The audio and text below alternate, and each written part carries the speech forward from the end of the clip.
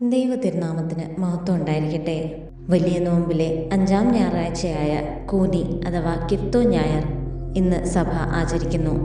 18 വർഷക്കാലം ഭൂമിയിലേക്ക് മാത്രം നോക്കി നടക്കാൻ നിർബന്ധിതയായ ആ സ്ത്രീ നമ്മുടെ പലരുടെയും ജീവിതത്തിന് പ്രതീകമാണ്. പാപം, മാനസിക വിഷമങ്ങൾ, ലൗകിക മോഹങ്ങൾ എന്നിവയാൽ നമ്മുടെ ആത്മാവ് കൂനിപ്പോകാറുണ്ട്.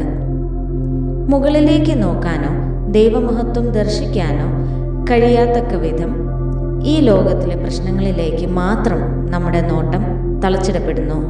നമ്മുടെ ജീവിതത്തിലെ കുറവുകളും പാപഭാരങ്ങളും ഓർത്ത് നാം തളർന്നിരിക്കുമ്പോൾ, മകനെ, മകളെ, നീ നിന്റെ ബലഹീനതയിൽ നിന്ന് മോചിക്കപ്പെട്ടിരിക്കുന്നു എന്ന് കർത്താവ് എന്നും നമ്മോട് അരുളി ചെയ്യുന്നുണ്ട്. കൂനിയായ സ്ത്രീയെപ്പോലെ ലോകത്തിൻ്റെ ഭാരങ്ങളാൽ താഴ്ന്നുപോയ നമ്മുടെ ആത്മാക്കളെ നിവർത്താൻ ക്രിസ്തുവിന് മാത്രമേ കഴിയൂ. ഈ വലിയ നോമ്പുകാലത്ത് നമ്മുടെ പ്രാർത്ഥനയിലൂടെയും ഉപവാസത്തിലൂടെയും ദൈവത്തിൻ്റെ ആ സൗഖ്യദായകമായ സ്പർശനത്തിനായി നമുക്ക് കാത്തിരിക്കാം.